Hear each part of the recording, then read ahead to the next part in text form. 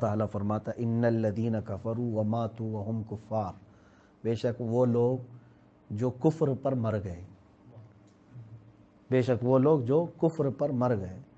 اب اللہ تعالیٰ ان کے بارے میں فرمایا فَلَن يُقْبَلَ مِنْ أَحَدِهِمْ مِلْءُ الْأَرْضِ ذَهَبًا، قیامت کے دن اگر وہ پوری زمین بھر کر کے سونا لائیں گے تب بھی قبول نہیں کیا جائے گا۔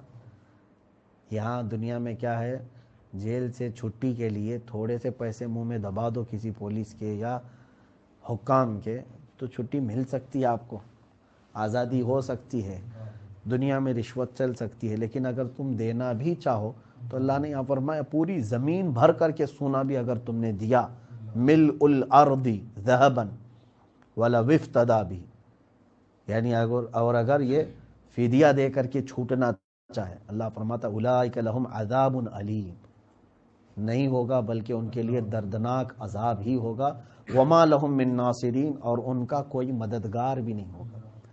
سب سے بڑی چیز ہمارے لیے زندگی میں اگر کچھ ہے تو وہ یہ ہے کہ ہمارا خاتمہ ایمان پر ہو جائے۔ دنیا میں کچھ ملے نہ ملے، آپ کی زندگی گزر جائے گی۔ ایک وقت کا کھانا نہیں ملا تو ایسا نہیں ہے کہ آپ کے لیے دنیا ٹھہر جائے گی، اس کو گزرنا ہے، گزر جائے گی۔ آج پیسے نہیں ہیں تو بھی گزرے گی، پیسے بہت ہیں تو بھی گزر جائے گی، لیکن مسئلہ آتا ہے خاتمے کے بعد کا۔ اگر موت کے بعد ہم اٹھائے گئے اور یہ پتہ چلا کہ اس کا خاتمہ کفر پر ہوا تھا معاذ اللہ، پھر تم کچھ بھی دے کر کے وہاں چھوٹ نہیں سکتے، حتیٰ کہ رسول پاک صلی اللہ تعالیٰ علیہ وسلم بھی سفارش نہیں کریں گے جس کی کفر پر موت ہوئی۔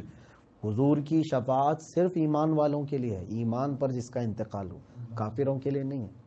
کافر جہنم میں لاکھوں سال کروڑوں سال جلتے رہیں گے، لیکن ان کے لیے کوئی بھی سفارش نہیں۔ وہ بھی آیت آج ہم نے تلاوت کی، اللہ فرماتا لا یکلمہم اللہ ولا ینظر الیہم یوم القیامہ، اللہ ان سے بات بھی نہیں کرے گا اور نہ ان کی طرف نظر کرے گا، قیامت کے دن نظر رحمت بھی نہیں فرمائے گا ان کی۔ تو اولیاء کرام جو روتے تھے بہت زیادہ کثرت سے، اس کی وجہ یہی تھی کہ ان کو ڈر لگا رہتا تھا اخیر وقت کہیں ایسا نہ ہو جائے۔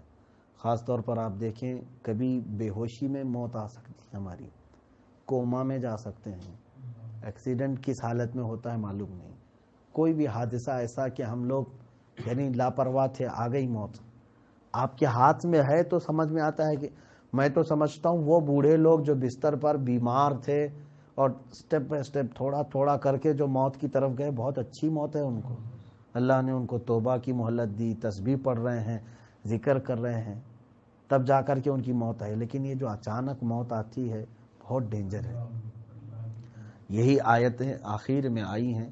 یہاں پر میں ایک بات عرض کروں گا، کچھ چیزیں ایسی ہیں جس میں ہمارے ایمان کے سلامتی کی انشاءاللہ العزیز ضمانت مل جائے گی۔ جو بندہ قرآن کی تلاوت کو اپنا مشغلہ بنا لیتا ہے، جو قرآن سے دوستی کرتا ہے، اس کے متعلق فرمایا گیا کہ جب اس کی روح نکلنے کا وقت ہوتا ہے تو قرآن اس کے سامنے کھڑا ہو جاتا ہے۔ پھر اور یہ حضرت امام احمد بن حنبل رضی اللہ تعالیٰ عنہ کی روایت ہے، بڑے امام ہیں 4 اماموں میں سے، تو نزا کا وقت جو آتا ہے وہ کوئی بول نہیں سکتا۔ آپ کا آخری وقت آ گیا تھا، آپ سکرات میں تھے اور روح نکلنے کے قریب کا وقت تھا، لیکن آپ بچ گئے، پھر آپ صحیح ہو گئے۔ یہ سب کے ساتھ نہیں ہوتا، لیکن اللہ تعالیٰ نے عبرت کے لیے ہو سکتا ہے واپس اس حالت سے لوٹایا کسی کو، نہیں تو نزا کی حالت سے کوئی دوبارہ واپس آتا نہیں۔ فرماتے امام احمد بن حنبل کہ میرا آخری وقت آ چکا تھا اور میں دیکھ رہا تھا کہ اب میری روح قبض کی جانے والی ہے۔ اسی وقت ابلیس لعین شیطان وہاں میرے سامنے تھا اور شیطان مجھے طرح طرح کے سوالات پوچھ رہا تھا، میں اسے جواب بھی دے رہا تھا، یہاں تک کہ میرے پاس پیاس کی اتنی شدت تھی کہ مجھے ایک قطرہ کوئی پلا دے تو ایک ندی کے برابر میں سمجھتا۔ اس حالت میں کہ ابلیس لعین ٹھنڈا میٹھا پانی لے کر کے قریب آئے اور مجھ سے فلاں فلاں باتیں کہلوا رہا تھا، تو میں پریشان تھا کہ میں اپنی پیاس اور تکلیف کو دیکھوں یا شیطان کے ان جوابات کو دوں۔ ڈگمگ ڈگمگ سی حالت تھی۔ اسی اثنا میں ایک خوبصورت نوجوان میرے سامنے آیا اور اس نے شیطان کو اتنے گھوسے مارے کہ شیطان بھاگ گیا۔ حضرت احمد بن حنبل فرماتے ہیں مجھے خوشی ہوئی چلو اس بری حالت میں بھی کوئی مددگار میرا آیا، کوئی شاگرد ہوگا، کون ہے یہ، یا تو پھر کوئی بزرگ ہیں۔ تو میں نے پوچھا کہ اے نوجوان، تیری اتنی طاقت کہ تو نے ابلیس لعین کو مار کر بھگا دیا؟ تو اس نوجوان نے کہا اے احمد بن حنبل، میں سورہ یاسین ہوں، تم روزانہ اس کی تلاوت کرتے، اور آج جب نزع کا وقت آیا تو میں تمہارا دوست بن کر کے آیا ہوں، نہ گھبراؤ کہ ابلیس لعین کو میں تم پر حاوی ہونے نہیں دوں گا۔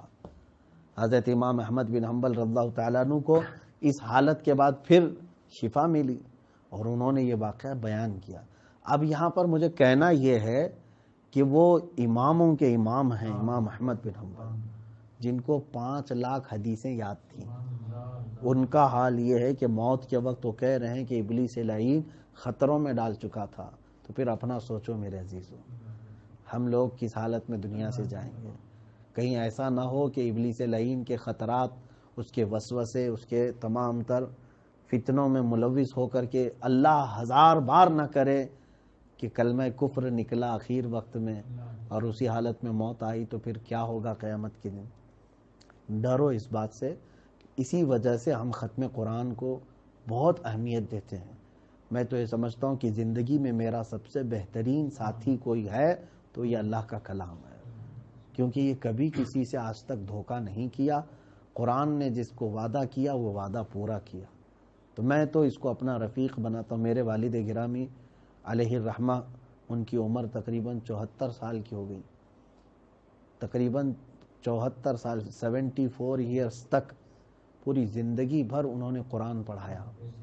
جس دن ان کا انتقال ہوا اس دن بھی بچے ہمارے گھر پر تھے اور پڑھائے تھے، اور وہ ہمیشہ یہی کہتے تھے، جبکہ وہ ہمارے علاقے کے بڑے عالم دین تھے، حتیٰ کہ حضور حافظ ملت رحمۃ اللہ تعالی علیہ کے پہلے شاگرد ہیں اس پورے علاقے میں، کرناٹک میں پہلے شاگرد ہیں، وہ مصباحی بن کر کے یہاں آئے تھے، بڑے عالم دین تھے، اور چاہتے تو بڑے بڑے مدرسے میں کسی میں پرنسپل ہوتے، صدر مدرس ہوتے، لیکن وہ بچوں کو پڑھاتے رہے۔ وہ بھی ایک بڑے بزرگ کی انہیں وصیت تھی، حضرت پیر مقبول احمد شاہ کشمیری رحمۃ اللہ تعالی، ہنگل شریف میں آرام فرما بزرگ، انہوں نے میرے والد کو یہ کہا تھا کہ جاؤ بچوں کو پڑھاؤ، اور وہ ان کی دعا کی تاثیر یہ کہ ہم تو ہے ہی ہمارے گھروں میں، پورے علاقے میں جتنے بھی ہوں گے ہر ایک کے گھر میں ان سے پڑھا ہوا ہوگا۔ مجھے بھی یہ تلقین انہوں نے کیا کہ تم بڑے عالم بن کر کے آئے، مفتی بن کے آئے، ازہری بن کر کے آئے، لیکن رسول پاک کا یہ فرمان یاد رکھو، خیرکم من تعلم القرآن وعلمہ، میرے آقا صلی اللہ علیہ وسلم نے فرمایا تم میں سب سے بہترین آدمی وہ ہے جو قرآن سیکھے اور دوسرے کو سکھائے۔ تو حضور کی زبان سے بہترین بننا یہ بہتر ہے نا، نہ کہ لوگوں کی زبان سے۔ لوگ اگرچہ کسی بھی عہدے کی بڑی تعریف کرتے ہوں، لیکن میں سمجھتا ہوں میرے آقا جس کی تعریف کریں وہی حقیقت میں تعریف کے لائق ہے۔ تو قرآن عظیم کو چھوڑنا مت جب تک رمضان مکمل نہ ہو جائے اور قرآن ختم نہ ہو جائے۔ میرے لیے بھی دعا کریں، ہماری محفل کے لیے بھی دعا کریں کہ اللہ تبارک و تعالیٰ اس محفل کو نظر بد سے محفوظ رکھے، کسی بھی طرح اس میں منقطع ہونے یا ڈسکنیکٹ ہونے سے اللہ تعالی ہماری حفاظت فرمائے۔ وصلی اللہ تعالی علی خیر خلقہ محمد وآلہ واصحابہ اجمعین، وآخر دعوانا ان الحمد للہ رب العالمین۔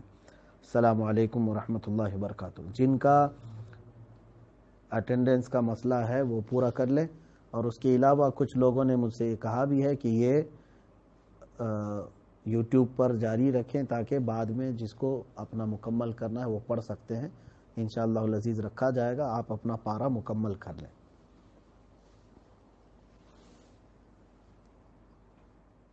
پر دوسرے تمام